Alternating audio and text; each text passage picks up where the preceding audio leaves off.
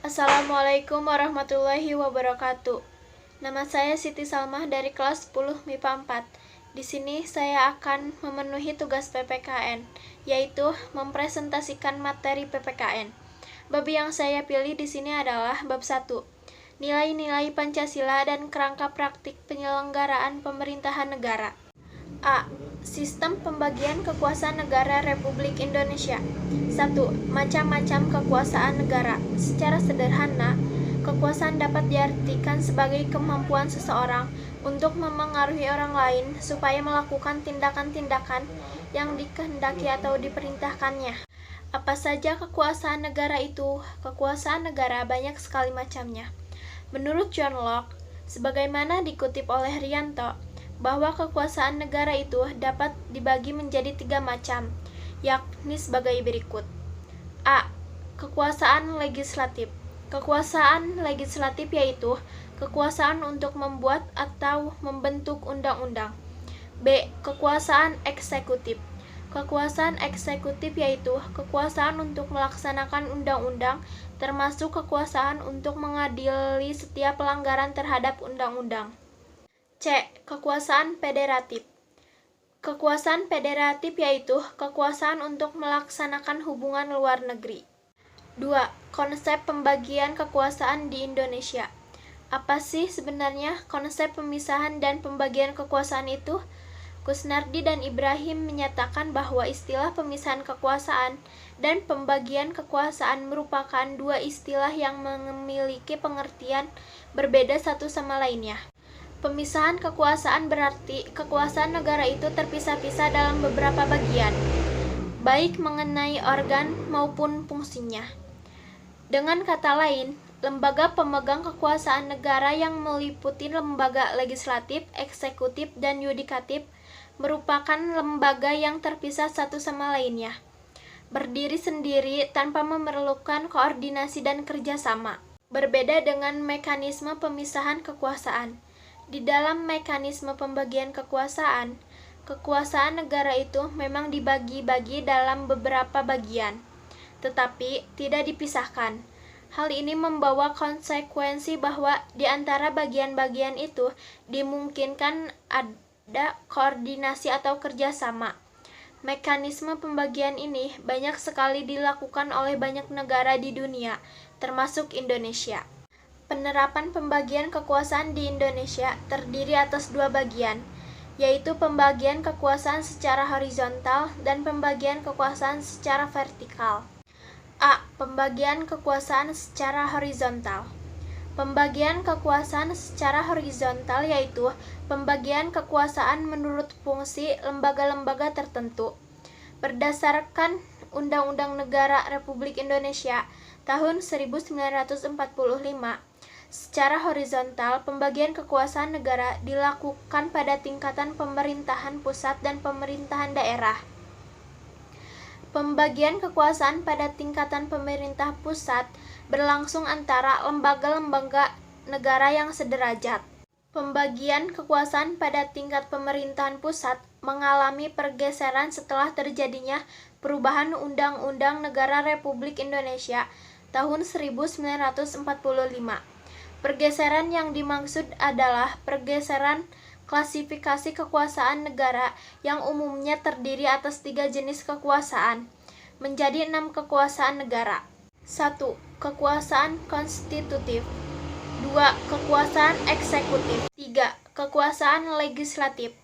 4. Kekuasaan yudikatif atau disebut kekuasaan kehakiman. 5. Kekuasaan eksaminatif. 6. Kekuasaan moneter. B. Pembagian kekuasaan secara vertikal. Pembagian kekuasaan secara vertikal merupakan pembagian kekuasaan berdasarkan tingkatannya, yaitu pembagian kekuasaan antara beberapa tingkatan pemerintahan.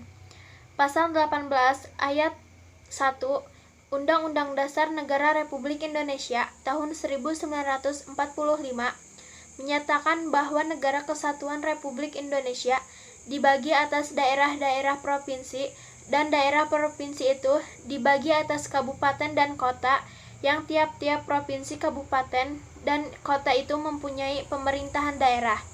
yang diatur dengan undang-undang. Pembagian kekuasaan secara vertikal di Indonesia berlangsung antara pemerintahan pusat dan pemerintahan daerah. Pada pemerintahan daerah berlangsung pula pembagian kekuasaan secara vertikal yang ditentukan oleh pemerintahan pusat. Pembagian kekuasaan secara vertikal muncul sebagai konsekuensi dari diterapkannya asas desentralisasi di Negara Kesatuan Republik Indonesia. B. Kedudukan dan fungsi Kementerian Negara Republik Indonesia dan lembaga pemerintah non-kementerian. 1. Tugas Kementerian Negara Republik Indonesia. Kewenangan Presiden Republik Indonesia menurut Undang-Undang Dasar Negara Republik Indonesia tahun 1945. Kewenangan Presiden Republik Indonesia sebagai Kepala Negara. A. Memegang kekuasaan yang tertinggi atas Angkatan Darat, Angkatan Laut, dan Angkatan Udara. Pasal 10. B. Menyatakan perang, membuat perdamaian dan perjanjian dengan negara lain dengan persetujuan DPR. Pasal 11 ayat 1. C. Membuat perjanjian internasional lainnya dengan persetujuan DPR. Pasal 11 ayat 2. Kewenangan Presiden Republik Indonesia sebagai Kepala Pemerintah. A. Memegang kekuasaan pemerintahan. Pasal 4 ayat 1. B. Mengajukan rancangan undang-undang kepada DPR. Pasal 5 ayat 1. C. Menetapkan peraturan pemerintah. Pasal 5 ayat 2. D. Membentuk suatu dewan pertimbangan yang bertugas memberikan nasihat dan pertimbangan kepada Presiden. Pasal 16. E. Mengangkat dan memberhentikan menteri-menteri. Pasal 17 ayat 2. Tugas dan kewenangan Presiden yang sangat banyak ini tidak mungkin dikerjakan sendiri. Oleh karena itu, Presiden memerlukan orang lain untuk membantunya. Dalam melaksanakan tugasnya, Presiden Republik Indonesia dibantu oleh seorang wakil presiden yang dipilih bersamaan dengannya melalui pemilihan umum, serta membentuk beberapa kementerian negara yang dipimpin oleh menteri-menteri negara. Menteri-menteri negara ini dipilih dan diangkat serta diberhentikan oleh Presiden sesuai dengan kewenangannya. Keberadaan Kementerian Negara Republik Indonesia diatur secara tegas dalam Pasal 17 Undang-Undang Dasar Negara Republik Indonesia tahun 1945 yang menyatakan 1. Presiden dibantu oleh menteri-menteri negara. 2. Menteri-menteri itu diangkat dan diberhentikan oleh Presiden. 3. Setiap menteri membidangi urusan tertentu dalam pemerintahan. 4. Pembentukan, pengubahan, dan pembubaran kementerian negara diatur dalam undang-undang. Selain diatur oleh Undang-Undang Dasar Negara Republik Indonesia tahun 1945, keberadaan kementerian negara juga diatur dalam sebuah undang-undang organik, yaitu Peraturan Presiden Republik Indonesia Nomor 7 Tahun 2015 tentang organisasi kementerian negara. Undang-undang ini mengatur semua hal tentang kementerian negara, seperti kedudukan, tugas pokok, fungsi, susunan organisasi, pembentukan, pengubahan, penggabungan, pemisahan atau pergantian, pembubaran atau penghapusan kementerian, hubungan fungsional kementerian dengan lembaga pemerintah non-kementerian dan pemerintah daerah serta pengangkatan dan pemberhentian menteri. 2. Klasifikasi Kementerian Negara Republik Indonesia. Pasal 15 Undang-Undang Republik Indonesia Nomor 30 Tahun 2008 tentang Kementerian Negara secara tegas menyatakan bahwa jumlah maksimal kementerian negara yang dapat dibentuk adalah 34 kementerian negara.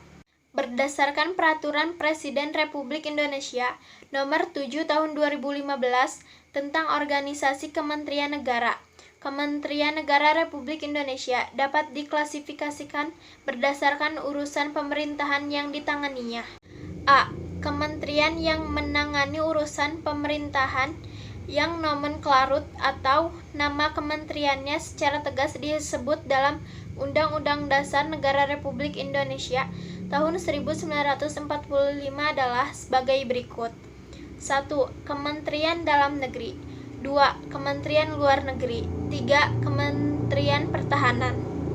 B. Kementerian yang mempunyai tugas penyelenggaraan urusan tertentu dalam pemerintahan untuk membantu Presiden dalam menyelenggarakan pemerintahan negara dengan upaya pencapaian tujuan kementerian sebagai bagian dari tujuan pembangunan nasional.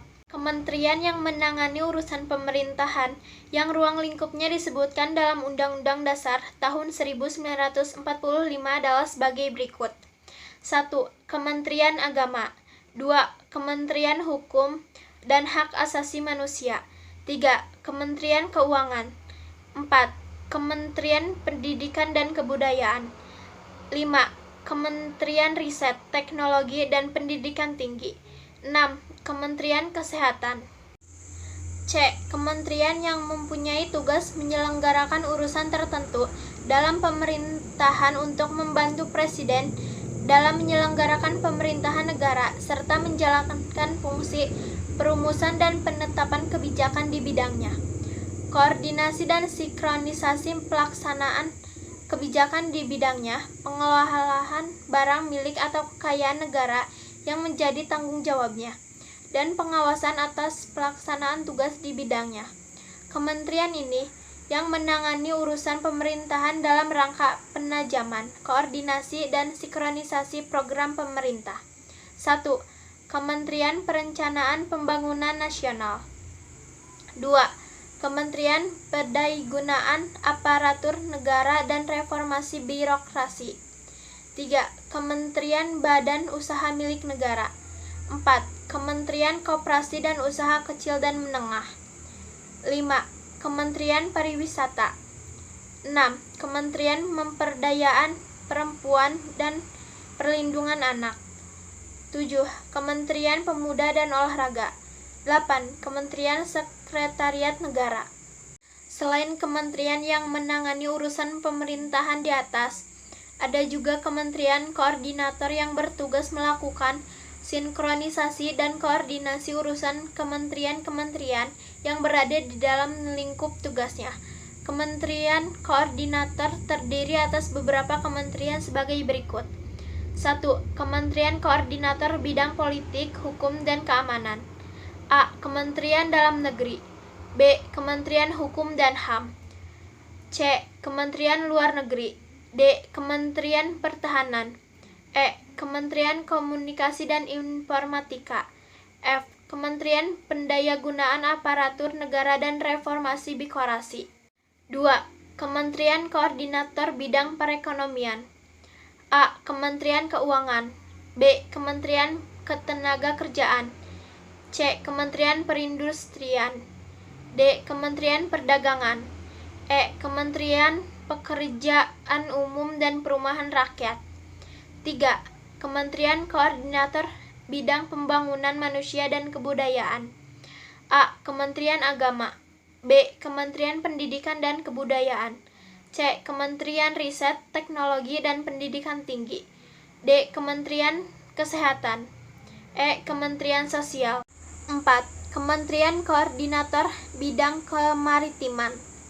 A. Kementerian Energi dan Sumber Daya Mineral.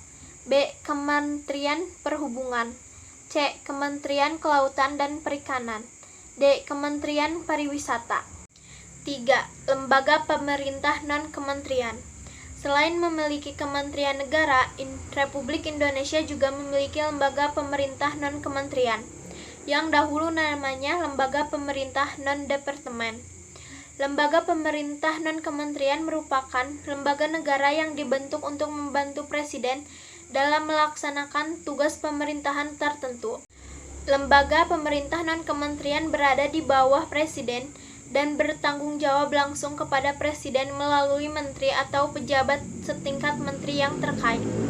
Keberadaan LPNK diatur oleh Peraturan Presiden Republik Indonesia, yaitu Keputusan Presiden Republik Indonesia Nomor 103 Tahun 2001 tentang kedudukan, tugas, fungsi, kewenangan, susunan organisasi, dan tata kerja lembaga pemerintah non-departemen.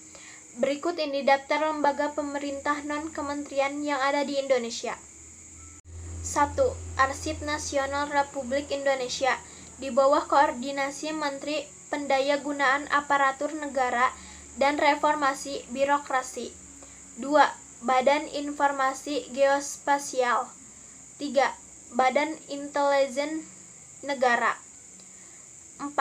Badan Kepegawaian Negara di bawah koordinasi Menteri Pendayagunaan Aparatur Negara dan Reformasi Birokrasi. 5. Badan Kependudukan dan Keluarga Berencana Nasional di bawah koordinasi Menteri Pemberdayaan Perempuan dan Perlindungan Anak. C. Nilai-nilai Pancasila dalam penyelenggaraan pemerintahan. 1. Sistem nilai dalam Pancasila. Sistem nilai adalah konsep atau gagasan yang menyeluruh mengenai sesuatu yang hidup dalam pikiran seseorang atau sebagian besar anggota masyarakat tentang apa yang dipandang baik. Pancasila sebagai nilai mengandung serangkaian nilai, yaitu ketuhanan, kemanusiaan, persatuan, keadilan. Kelima nilai tersebut merupakan satu kesatuan yang utuh, tidak terpisahkan, mengacu kepada tujuan yang satu. 2. Implementasi Pancasila. Pancasila yang termuat dalam pembukaan Undang-Undang Dasar 1945 merupakan landasan bangsa Indonesia yang mengandung 3 tata nilai utama, yaitu dimensi spiritual, dimensi kultural, dan dimensi institusional. Dimensi spiritual mengandung makna bahwa Pancasila mengandung nilai-nilai keimanan dan ketakwaan kepada Tuhan Yang Maha Esa sebagai landasan keseluruhan nilai dalam falsafah negara. Aktualisasi nilai spiritual dalam Pancasila tergambar dalam sila ketuhanan Yang Maha Esa. Hal ini berarti bahwa dalam praktik penyelenggaraan pemerintahan tidak boleh meninggalkan prinsip keimanan dan ketakwaan terhadap Tuhan Yang Maha Esa. Nilai ini menunjukkan adanya pengakuan bahwa manusia, terutama penyelenggara negara, memiliki keterpautan hubungan dengan Sang Penciptanya. Artinya, di dalam menjalankan tugas sebagai penyelenggara negara tidak hanya dituntut patuh terhadap peraturan yang berkaitan dengan tugasnya, tetapi juga harus dilandasi oleh satu pertanggungjawaban kelak kepada Tuhan di dalam pelaksanaan tugasnya. 3. Nilai-nilai Pancasila dalam penyelenggaraan pemerintahan negara. Pengkajian Pancasila secara filosofis dimaksudkan untuk mencapai hakikat atau makna terdalam dari Pancasila. Berdasarkan analisis makna nilai-nilai Pancasila, diharapkan akan diperoleh makna yang akurat dan mempunyai nilai filosofis. Dengan demikian, penyelenggaraan negara harus berdasarkan pada nilai-nilai Pancasila yang terdapat dalam pembukaan Undang-Undang Dasar Negara Republik Indonesia tahun 1945 sebagai berikut. A. Nilai sila ketuhanan Yang Maha Esa. 1. Pengakuan adanya causa prima, yaitu Tuhan Yang Maha Esa. 2. Menjamin penduduk untuk memeluk agama masing-masing dan beribadah menurut agamanya. 3. Tidak memaksa warga negara untuk beragama, tetapi diwajibkan memeluk agama sesuai hukum yang berlaku. 4. Ateisme dilarang hidup dan berkembang di Indonesia. 5. Menjamin berkembang dan tumbuh suburnya kehidupan beragama, toleransi antarumat, dan dalam beragama. 6. Negara memfasilitasi bagi tumbuh kembangnya agama dan iman warga negara dan menjadi mediator ketika terjadi konflik antar agama. B. Nilai sila kemanusiaan yang adil dan beradab. 1. Menempatkan manusia sesuai dengan hakikatnya sebagai makhluk Tuhan karena manusia mempunyai sifat universal. 3. Menjunjung tinggi kemerdekaan sebagai hak segala bangsa. Hal ini juga bersifat universal. 3. Mewujudkan keadilan dan peradaban yang tidak lemah. Hal ini berarti bahwa yang dituju masyarakat Indonesia adalah keadilan dan peradaban yang tidak fasib, yaitu perlu pelurusan dan penegakan hukum yang kuat jika terjadi penyimpangan-penyimpangan, karena keadilan harus direalisasikan dalam kehidupan bermasyarakat. C. Nilai sila persatuan Indonesia. 1. Nasionalisme. 2. Cinta bangsa dan tanah air. 3. Menggalang persatuan dan kesatuan bangsa. 4. Menghilangkan penonjolan kekuatan atau kekuasaan, keturunan dan perbedaan warna kulit. 5. Menumbuhkan rasa senasib dan sepenanggulangan. D. Nilai sila kerakyatan yang dipimpin oleh hikmah kebijaksanaan dalam permusyawaratan perwakilan. 1. Hakikat sila ini adalah demokrasi. Demokrasi dalam arti umum, yaitu pemerintahan dari rakyat, oleh rakyat, dan untuk rakyat. 6. Permusyawaratan, artinya mengusahakan putusan bersama secara bulat, baru sesudah itu diadakan tindakan bersama. Di sini terjadi simpul yang penting, yaitu mengusahakan putusan bersama secara bulat. 3. Dalam melakukan putusan diperlukan kejujuran bersama. Hal yang perlu diingat bahwa keputusan bersama dilakukan secara bulat sebagai konsekuensi adanya kejujuran bersama. 4. Perbedaan secara umum demokrasi di negara barat dan di negara Indonesia, yaitu terletak pada permusyawaratan rakyat. E. Nilai sila keadilan sosial bagi seluruh rakyat Indonesia. 1. Kemakmuran yang merata bagi seluruh rakyat dalam arti dinamis dan berkelanjutan. 2. Seluruh kekayaan alam dan sebagainya dipergunakan bagi kebahagiaan bersama menurut potensi masing-masing. 3. Melindungi yang lemah agar kelompok warga masyarakat dapat bekerja sesuai dengan bidangnya. Sekian dari saya. Wassalamualaikum warahmatullahi wabarakatuh.